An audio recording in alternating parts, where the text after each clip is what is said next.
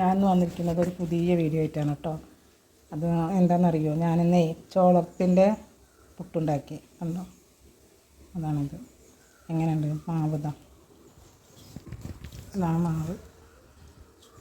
എന്താ നിങ്ങളുണ്ടാക്കി വെക്കും കേട്ടോ. ഇത് വാങ്ങിച്ചതാണ്, അല്ലാതെ നമുക്കിതിങ്ങനെ ചെയ്യാൻ അറിയില്ലല്ലോ എങ്ങനെയാണെന്നുള്ളത്. അപ്പോൾ ടേസ്റ്റൊക്കെ എങ്ങനെയാണെന്നുള്ളത് കഴിച്ച് നോക്കിയിട്ട് പറയാം കേട്ടോ. ഇത് കടയിൽ നിന്ന് വാങ്ങിച്ചതാണ്, പൊടി കണ്ടപ്പോൾ വാങ്ങിച്ചതാണ് പാക്കറ്റ്. അപ്പോൾ നല്ല പുട്ടാണ് എല്ലാവരും വാങ്ങിക്കുന്നുണ്ടെന്നൊക്കെ പറഞ്ഞപ്പോൾ അങ്ങനെ വാങ്ങി നോക്കിയതാണ്. ഇതാണ് പാക്കറ്റ് ഇട്ട കിച്ചൺ ട്രഡേഴ്സിൻ്റെയാണ് ഞാൻ വാങ്ങിയത്. സപ്ലൈക്കോന്ന് വാങ്ങിയതാണ്. കണ്ടോ എങ്ങനെ എടുക്കാനാണ്